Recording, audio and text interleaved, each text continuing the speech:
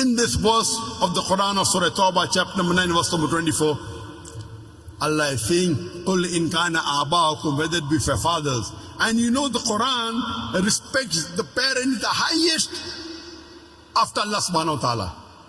Allah says in the Quran in Surah Isra, chapter number 17, verse number 23 and 24, we have ordained for you that you worship but one Allah, and that you be kind to your parents. So after Allah comes the parents. That you be kind to your parents, and if one of them or both of them reach old age, do not say a word of contempt. Don't say off to them.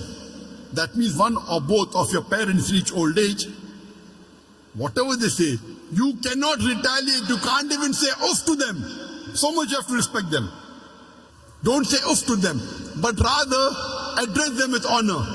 Lower to them your wing of humility and pray to thy Lord that bless them as they cherished me in childhood.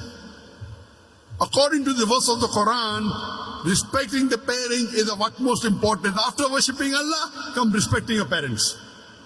Allah says in Surah Nisa, chapter 4, verse number 135, Ya ayyuhalladhina amanu, O you believe, stand out for justice as witness to the truth of Allah subhanahu wa ta'ala, even if it be against yourself, against your parents, against your relatives, rich or poor. When it comes for standing for justice in supporting Allah, you have to stand out for justice even if it against yourself, against your parents, mother or father, against your relatives, whether it be your son, whether it be your brothers, whether it be your spouses, whether it be rich or poor. Allah protects all. So here Allah is telling us that you love your parents, yes, but when it comes to justice, even if it goes against yourself, against your parents, against your relatives, you have to stand out for justice. That's true to Allah subhanahu wa ta'ala. And Allah is repeating the same thing. قُلْ إِنْ كَانَ أَبَاؤُكُمْ وَأَبْنَاؤُكُمْ وَإِخْوَانُكُمْ وَأَزْوَاجُكُمْ وَعَشِيرَتُكُمْ.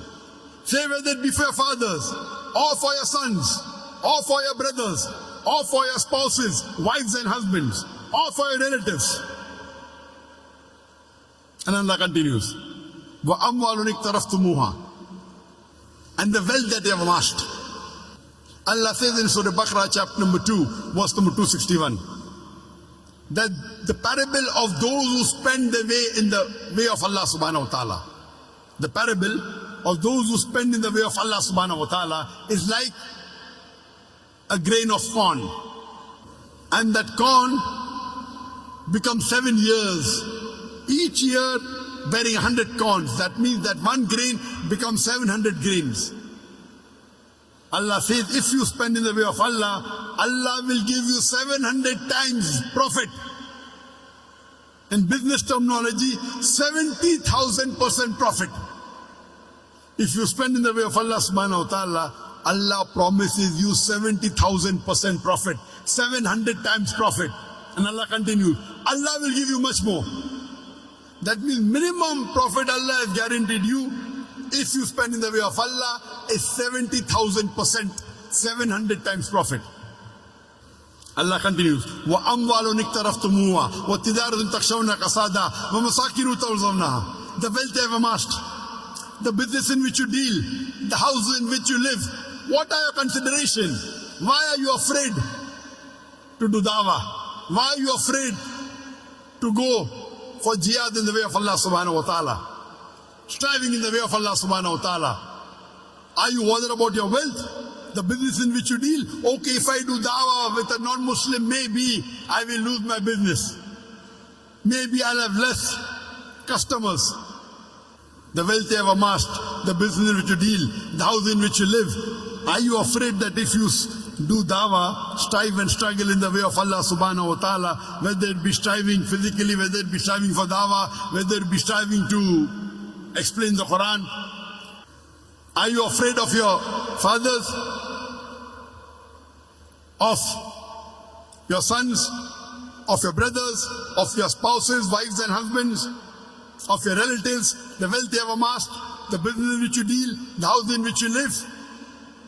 And Allah continues, أَحَبَّ إِلَيْكُم مِّنَ اللَّهِ وَرَسُولِهِ وَجِهَادٍ فِي سَبِيلِهِ. If you love all these 8 things more than Allah, more than His Rasul, and doing jihad in the way of Allah subhanahu wa ta'ala and striving in the way of Allah subhanahu wa ta'ala. Allah says, فَتَرَبَّصُوا, wait. When Allah says wait, what does He mean? He's giving you a warning. For example, in the school, there is a bully who bullies a junior student. And the junior student tells that big bully who is a senior student, wait till I get my elder brother. And his elder brother happens to be a big gangster. So when the junior student is telling the senior student, wait, he's actually giving him a warning, you buzz off. You get out, otherwise you'll be taught a lesson. When the junior student tells the senior student, wait, he's telling him, wait till I teach you a lesson. That means you better run off. So when Allah says, فَتَرَبَّصُوا, Allah is telling us Muslims, you better improve. فَتَرَبَّصُوا حَتَّى يَأْتِيَ اللَّهِ بِأَمْرِهِ, until Allah brings about His decision unto you. Wait, otherwise Allah will bring upon destruction unto you. وَاللَّهُ لَا يَهْدِي الْقَوْمَ الْفَاسِقِينَ, and Allah guides not the fasik people, the perverted transgressors, the rebellious people. So Allah is giving a warning in verse number 24, Surah Tawbah, to all the Muslims that you should love Allah and His Messenger and doing jihad in the way of Allah subhanahu wa ta'ala more than anything else.